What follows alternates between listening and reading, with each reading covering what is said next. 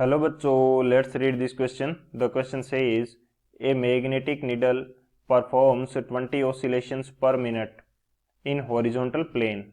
If angle of dip be 30 degree, then how many oscillations per minute will be this needle perform in vertical north-south plane and in vertical east-west plane?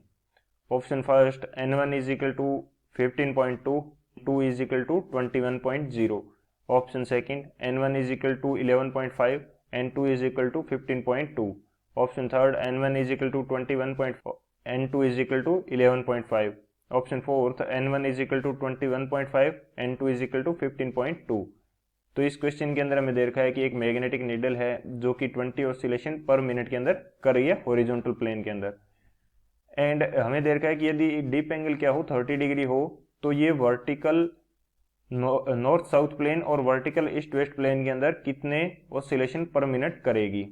तो बात करते हैं की concept की concept की यदि बात की जाए तो की कंसेप्ट हमारे पास क्या होगा इस क्वेश्चन के लिए, वो देख लेते हैं. की कंसेप्ट तो हमें पता होना चाहिए कि ऑसिलेशन जब करता है कोई भी बॉडी तो यहाँ पे हमारे पास क्या है, निडल है, मैग्नेटिक निडल. तो मैग्नेटिक निडल के ऑसिलेशन का जो फॉर्मूला है वो हमारे पास क्या रहता है, टाइम पीरियड का फॉर्मूला हमारे पास रहता है T is equal to 2 pi under root I by M B. I हमारे पास क्या है, मोमेंट ऑफ इनर्शिया है, एम हमारे पास मैग्नेटिक मोमेंट है, एंड बी हमारे पास क्या है, मैग्नेटिक फील्ड है अर्थ का. और अब जो हमारा टाइम पीरियड होता है वो क्या रहता है, 1/n रहता है. n हमारे पास क्या है, फ्रीक्वेंसी है. n क्या है, n है फ्रीक्वेंसी. n है हमारे पास फ्रीक्वेंसी, तो t की जगह मैं क्या पुट कर सकता हूँ, 1/n पुट कर सकता हूँ. तो t की जगह मैंने पुट कर दिया 1/n. ये टाइम पीरियड का फॉर्मूला था, इसको मैंने फ्रीक्वेंसी का फॉर्मूला चेंज कर लिया. तो अब यदि यहाँ पे देखा जाए तो 2 पाई की जो वैल्यू है वो कांस्टेंट रहने वाली है. आई जो है मोमेंट ऑफ इनर्शिया निडल के लिए वो कांस्टेंट रहेगा, और मैग्नेटिक मोमेंट जो है वो भी कांस्टेंट रहेगा. मैग्नेटिक मोमेंट भी कांस्टेंट रहेगा. चेंज क्या होगा, जब हम डीप एंगल चेंज करेंगे तो हमारा चेंज होने वाला जो कंपोनेंट है वो है मैग्नेटिक फील्ड. तो यहाँ से इस रिलेशन को यदि देखा जाए तो फ्रीक्वेंसी जो है वो डायरेक्टली प्रोपोर्शनल है, या बोल सकते हैं कि फ्रीक्वेंसी का जो स्क्वायर है वो डायरेक्टली प्रोपोर्शनल है किसके, मैग्नेटिक फील्ड बी के. ये हमारा क्या रहेगा, एक की कंसेप्ट रहेगा. सेकंड की कंसेप्ट रहता है हमारा डिप एंगल के कंसेप्ट पे. डिप एंगल डिप एंगल को मैं बोल देता हूं कि डिप एंगल मेरा क्या है, फाई है. तो इसको किस प्रकार से रिप्रेजेंट करेंगे, मैं मान लेता हूं कि ये हमारा क्या है, हॉरिजॉन्टल कंपोनेंट है अर्थ के मैग्नेटिक फील्ड का, और नीचे की तरफ हमारा क्या है, वर्टिकल कंपोनेंट है अर्थ के मैग्नेटिक फील्ड का. और ये मैं मान लेता हूं कि बी हमारा क्या है, अर्थ का मैग्नेटिक फील्ड है. तो ये जो एंगल होगा ये फाई क्या होगा, फाई हमारे पास होगा डिप एंगल. तो ये कंसेप्ट रहता है. तो यहां से हम किसी भी कंपोनेंट की वैल्यू फाइंड आउट कर सकते हैं. टेन फाई यहां से देखें तो क्या हो जाएगा, टेन फाई हमारे पास हो जाएगा B V by B H. Cos phi की यदि मैं बात करूं तो कोस फाई मेरे पास क्या हो जाएगा, कोस फाई हो जाएगा मेरे पास बी एच बाई बी. और सेक फाई की यदि मैं बात करूं तो सेक फाई मेरे पास क्या हो जाएगा, ये हो जाएगा मेरे पास बी बाई बी एच. तो इस प्रकार की कंडीशन मेरे पास रहने वाली है. तो ये दो मेरे क्या हो जाएंगे, की कंसेप्ट हो जाएंगे. इन दोनों की कंसेप्ट की हेल्प से इस क्वेश्चन को सॉल्व करते हैं. तो सॉल्यूशन की यहाँ पे यदि बात करें, सॉल्यूशन हमारे पास क्या होगा, फर्स्ट ऑफ ऑल हमें दे रखा है कि ये 20 ऑसिलेशन पर मिनट करता है जब कहाँ पे होता है, हॉरिजॉन्टल प्लेन के अंदर. तो हॉरिजॉन्टल प्लेन के अंदर हमारे पास कौन सा कंपोनेंट होगा मैग्नेटिक फील्ड का, हॉरिजॉन्टल प्लेन की यदि बात करें, हॉरिजॉन्टल प्लेन की बात करें तो वहां पे कंपोनेंट होगा हमारे पास हॉरिजॉन्टल कंपोनेंट मैग्नेटिक फील्ड का, तो वी एच होगा.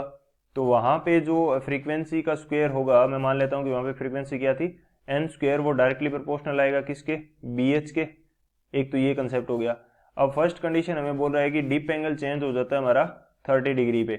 उसके बाद में vertical north south plane, vertical जो नॉर्थ साउथ प्लेन है उसके अंदर हमारा जब ये क्या करेगा, ऑसिलेट करेगा, तब फ्रीक्वेंसी क्या होगी वो हमें फाइंड आउट करनी है. एंड सेकंड हमें फाइंड आउट करनी है कि वर्टिकल ईस्ट वेस्ट प्लेन के अंदर जब ये मूव करेगा तब हमारी फ्रीक्वेंसी क्या होगी. तो जब हमारा क्या करता है, वर्टिकल नॉर्थ साउथ प्लेन के अंदर, वर्टिकल नॉर्थ साउथ प्लेन के अंदर ये मूव करेगा, और सेकंड हमें बोल रहा है कि वर्टिकल ईस्ट वेस्ट प्लेन के अंदर मूव करेगा, वर्टिकल ईस्ट वेस्ट प्लेन के अंदर मूव करेगा। तो ये कंडीशन होगी। तो वर्टिकल जो नॉर्थ साउथ हमारा प्लेन होगा उसके अंदर कौन सा कंपोनेंट आएगा, हमारे पास अर्थ कुछ इस प्रकार से है। तो वर्टिकल नॉर्थ साउथ प्लेन जो होगा हमारा अर्थ के मैग्नेटिक फील्ड का, वो कुछ इस प्रकार से होगा। यहां पे हमारे पास साउथ पोल होगा, यहां पे हमारे पास नॉर्थ पोल होगा। तो ये जो कवर करेगा, यह पूरा का पूरा जो बी है वो हमारा कवर करेगा। टोटल का टोटल मैग्नेटिक फील्ड जो है और वो वर्टिकल नॉर्थ साउथ प्लेन के अंदर कवर करने वाला है। तो यहाँ पे कौन सा कंपोनेंट होगा, कंपोनेंट नहीं होगा, यहाँ पे टोटल का टोटल मैग्नेटिक फील्ड वर्क करेगा, क्योंकि इसी डायरेक्शन के अंदर हमारे पास क्या होता है, ये जो हमारे पास मैग्नेटिक निडल जो होती है वो स्टैंड करती है इस डायरेक्शन के अंदर, यानी कि मूव करती हुई दिखाई देती है north to south to north. तो यहाँ पे जो बी होगा वो इफेक्टिव होगा। सेकेंड हमारे पास क्या है, वर्टिकल ईस्ट वेस्ट प्लेन। जब हमारे पास ईस्ट वेस्ट प्लेन है तो प्लेन हमारा कौन सा है, प्लेन ईस्ट टू वेस्ट है। ये ईस्ट हो गया, ये वेस्ट हो गया, और वहां पे हमारे पास कौन सा प्लेन था, नॉर्थ साउथ था। अब यहाँ पे ईस्ट वेस्ट प्लेन है तो ये तो हॉरिजॉन्टल कंडीशन की बात है। तो यहाँ पे कौन सा कंपोनेंट इफेक्टिव होगा, यहाँ पे कंपोनेंट इफेक्टिव होगा हमारे पास वर्टिकल कंपोनेंट। वर्टिकल कंपोनेंट क्यों होगा, हॉरिजॉन्टल कंपोनेंट क्यों नहीं होगा, क्योंकि हॉरिजॉन्टल कंपोनेंट की भी डायरेक्शन सेम यही रहेगी जो ईस्ट वेस्ट प्लेन की है। तो ये यहाँ पे ऑसिलेट किस प्रकार से कर पाएगा, जब इन दोनों के बीच का एंगल क्या हो जाएगा, 0 डिग्री हो जाएगा, तो ये ऑसिलेट नहीं करेगा, वहां पे वर्टिकल कंपोनेंट हमारे पास इफेक्टिव होगा। तो ये दो कंडीशन हमारे पास देखने वाली थी। अब यदि मैं अप्लाई कर देता हूँ कि n1 की जो स्क्वायर है वो डायरेक्टली प्रोपोर्शनल किसकी आ जाएगी, वो तो b की आ जाएगी, और n2 की जो स्क्वायर है वो डायरेक्टली प्रोपोर्शनल किसकी आ जाएगी, वो हमारे पास आ जाएगी b v की डायरेक्टली प्रोपोर्शनल। अब जस्ट मेरे को कुछ नहीं करना, रेशो लेना है। तो n1 का स्क्वायर बाई मैं पहले वाले के साथ रेशो ले लेता हूँ, किसके साथ, n स्क्वायर के साथ। तो रेशो लूंगा तो ये मेरा आ जाएगा b, और यहाँ पे मेरा आ जाएगा bh। ठीक है, ये कंडीशन है। तो अब मेरे को पता है कि मैं क्या करूंगा, सेकंड कंडीशन के लिए भी ले लेता हूँ। सेकंड में क्या करता हूँ, मैं n2 स्क्वायर कर देता हूँ और बाई n स्क्वायर कर देता हूँ। n2 square by n square, तो यहाँ पे क्या आ जाएगा, bv आ जाएगा बाई bh आ जाएगा। अब मेरे को पता है कि जो b बाई bh है फर्स्ट कंडीशन की, यदि मैं फर्स्ट इक्वेशन, इसको मैं फर्स्ट बोल देता हूँ, इसको सेकंड बोल देता हूँ। फर्स्ट इक्वेशन की यदि बात करूं तो b बाई bh किसके इक्वल है, की कंसेप्ट की यदि बात करें तो b बाई जो bh है वो sec फाई के इक्वल है, और जो bv बाई bh है वो tan फाई के इक्वल है। तो इनकी जगह मैं क्या पुट कर सकता हूँ, n1 square by n square, ये किसके इक्वल आ जाएगा, sec फाई के इक्वल आ जाएगा। और फाई की वैल्यू हमारे पास 30 डिग्री है, तो sec 30 डिग्री की वैल्यू हमारे पास कितनी होती है, sec 30 डिग्री की वैल्यू हमारे पास होती है 2 बाई रूट 3। ये कितनी होती है, 2 बाई रूट 3। तो इसकी इक्वल मैं क्या लिख सकता हूँ, 2 बाई रूट 3 लिख सकता हूँ। तो यहां से n1 स्क्वायर मेरे पास आ जाएगा 2n स्क्वायर बाई रूट 3। तो n की वैल्यू मेरे को क्वेश्चन के अंदर कितनी दी है, 20। तो जब मैं इसको सोल्व करूंगा तो ये आ जाएगा 2 इंटू 20 का स्क्वायर कितना आ जाएगा 400, 20 का स्क्वायर कितना आ जाएगा 400, और बाई रूट 3 ये आ जाएगा n1 के स्क्वायर के इक्वल। तो यहां से n1 कितना आ जाएगा मेरे पास, n1 निकल के आएगा 21.5, यानी कि 1 मिनट के अंदर कितने ऑसिलेशन करेगा, 21.5 करेगा।